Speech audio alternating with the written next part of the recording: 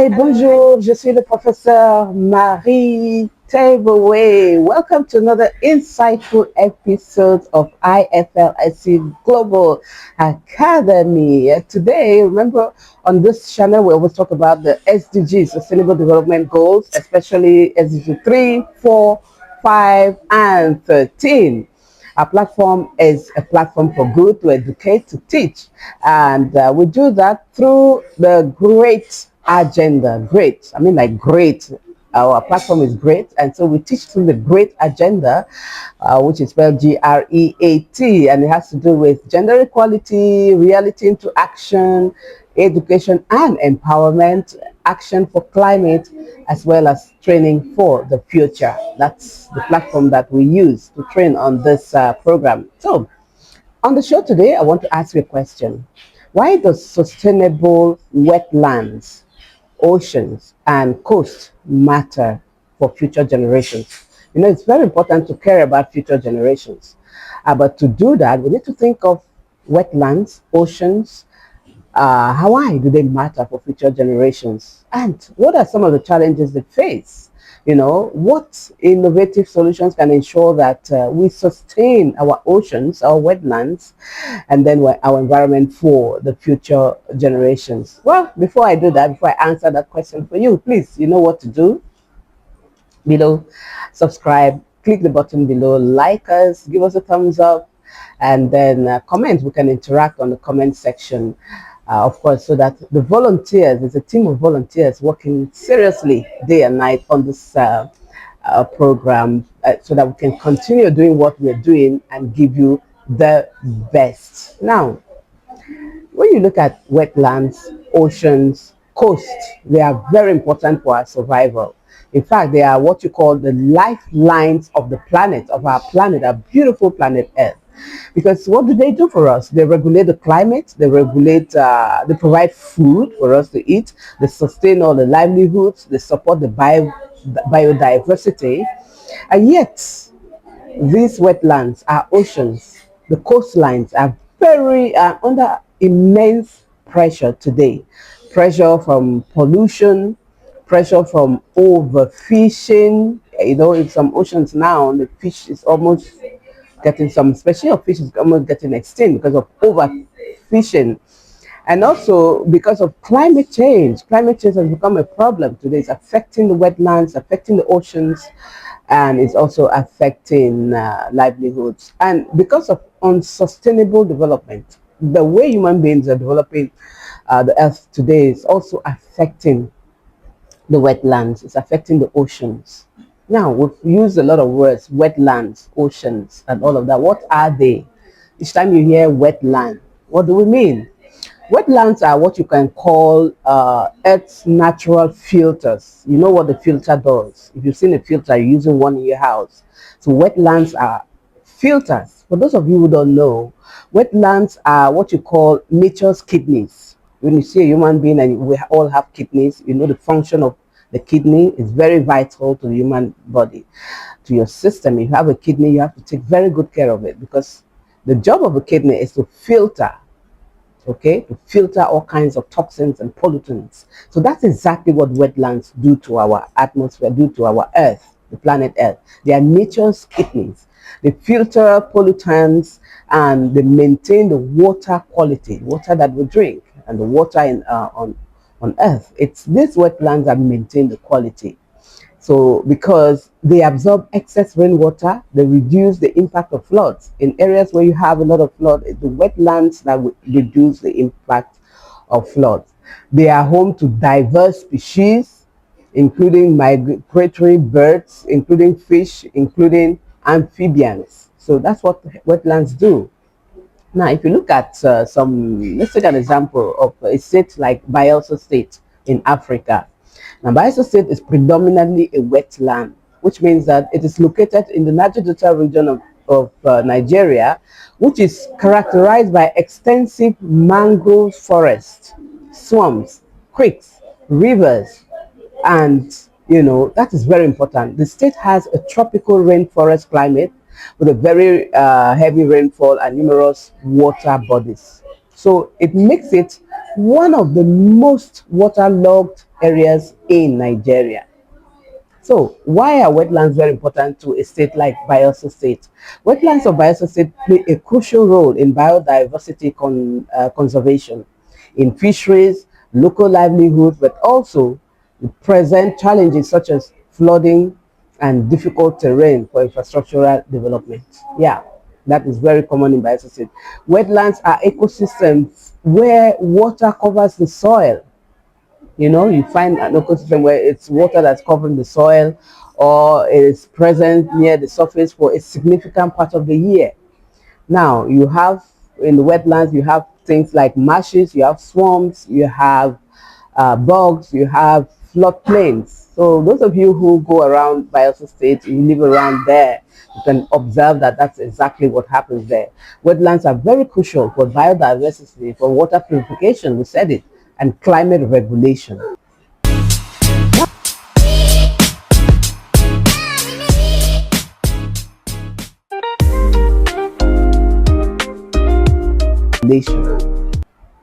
Now let's look at some of the major wetlands in the world. We'll start with Africa. Africa has the Okavango wetland, the Okavango Delta. It's in Botswana. It's a very wide one, very big wetland. It has the salt wetlands in South Sudan, one of the largest tropical wetlands. It has the Niger Delta wetland, which is in Nigeria, which includes Bayelsa State as one of the world's largest deltas. So you see, very important. North America has the Everglades in USA, a vast tropical wetland in Florida. We have the Mississippi Delta, Mississippi River Delta in the US, very important one. We have the South America, Panama, Bolivia, Brazil, Paraguay wetland, which is the world's largest tropical wetland.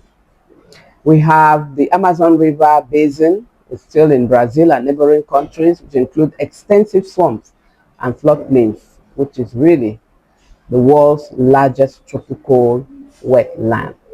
Now, in Europe, we have the Danube Delta in Ukraine. We have the Kamagi, a Mediterranean wetland known for flamings. In Asia, we have Sundarbans in India, world's largest mangrove forest, home to Bengal tigers. And then we have the Kawani March in the US. We have the Tonle Sap. We have in Australia and Oceania, we also have the Kakadu National Park. It's a diverse wetland ecosystem. Then we have the Macquarie Marshes in Australia, a very significant inland wetland. So you see that there are a lot of wetlands, not too many, about 15 or so, 16 wetlands in the world. And we've seen the very important ones, one in Brazil, one in the Niger Delta wetland, which play a very important role. These wetlands are very vital for global environmental stability because they act as carbon sinks. You see, they act as carbon sinks, they sink the carbon. They act as supporting biodiversity. They support our biodiversity and they provide resources for local communities. Many are protected under the Ramsar Convention, an international treaty for all wetland conservation. The Ramsar Convention is a convention that protects all wetlands in the world. So you can see that's very important. We've looked at wetlands, you know, which are very important. And then we're also going to look at number 2, oceans. And oceans are also very important. Oceans are what you call the planet's blue heart, which means that oceans regulate the Earth's temperature. They absorb over 90% of excess heat from greenhouse gas emissions. That's what oceans do. So they are very important. Each time you see an ocean, know that it's very important. They generate oxygen, Every second breath we take comes from the ocean. Are you aware of that? They provide food for billions of people and support industries like tourism, fishing, and transport industry. So it's very important. And so we're going to, in the second part of the video, we'll be looking at coastal areas as well. We'll be looking at how our oceans have been neglected through pollution and waste today. and what can be done to avoid that destruction. It's very important. So don't you forget to like our video, to comment, subscribe if you haven't subscribed yet. But if you have subscribed, like it, comment, and share this video. Help the volunteers of IFL-SC Global Academy to continue their work. Click on the button below, subscribe, support the work we do, and so that we can continue. On our next video, we're going to be looking at what is being done to strengthen the conservation of wetland. We look at the policies, we look at what governments have to do, what the government must do to enforce the protection, laws to enforce the protection of these wetlands and prevent that their destruction, prevention of destruction of oceans and wetlands globally. So don't you forget, je suis le professeur Marie, an advocate of good health, quality education, gender equity, and climate action. As always, I tell you, stay inspired and keep learning. Stay inspired and keep learning. See you in the next episode. Bye for now. IFL-SC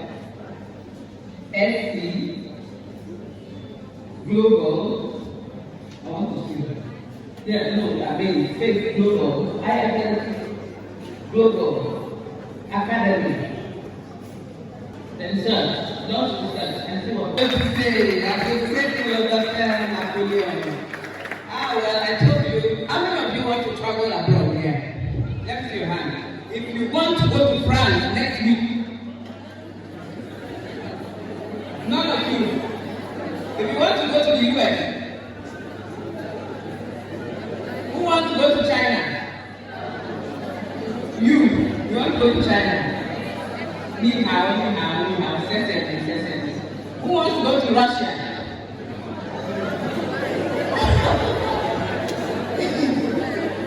Okay, so you have it here. The institute is here to teach you all you need. And a lot of our students have gone abroad and are doing very well. I remember 2 years back while I was director of the institute, there was one of our students that went to Spain. In fact, she got admission, she was a student at BMU, and then she got admission to a medical university in Spain. And you know, Spain is very special because they have, of course, they have French as a language, and they also have Spanish and a little bit of English. And when she got there, for the first year, she was expected to study Spanish for 1 year before she went into the medical to do her program. But because of IFL here, our institute, the Spanish she learned here, she was granted a free year. She was moved to the next year because she already had that foundation. So you can imagine the school fees that she didn't have to pay for the whole year in Spain. So we're talking to you, it's like a joke, but it's when you step out there and you need to travel out so that you know the importance of what you have right here, which is almost for free. You know how much people pay for language programs. It's a lot of money, it's very expensive. So take advantage. So I want to do something. All of you who said you want to travel next week, I want you to do something now. You don't know if your luck has come. So you have your phone. Bring out your phone, please. Bring out your phone. You don't have phones. Not China phone, Android, nice, correct iPhone. Bring it out. All your phones, bring them out. Or pick your phone up. Go to YouTube. Open your YouTube. Open your YouTube on your phone. Are you doing that? You are not. I can see you. Are you on YouTube now? Are you on YouTube? Open your YouTube on your phone. Please. I want to make sure all of you do that. Let me calm down. Do that now. If you don't do that, you're in trouble. Open your phone. Open your YouTube channel. Open YouTube. Okay. You don't have that. Please share it. Please open your YouTube. Where's your phone? Good. You are new? Let me see you.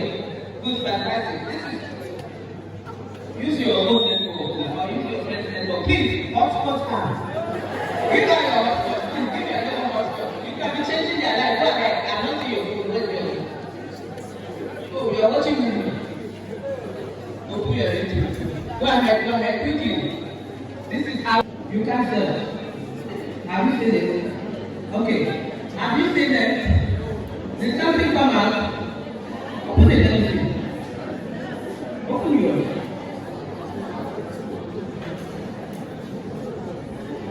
Sit now. Oh, fantastic. So have you seen that IFL-SC Global Academy? It looks like this with some 2 videos there. Have you seen that? No, don't just look your own phone. Just type it. Have you seen it? Quickly, you want to move to the next.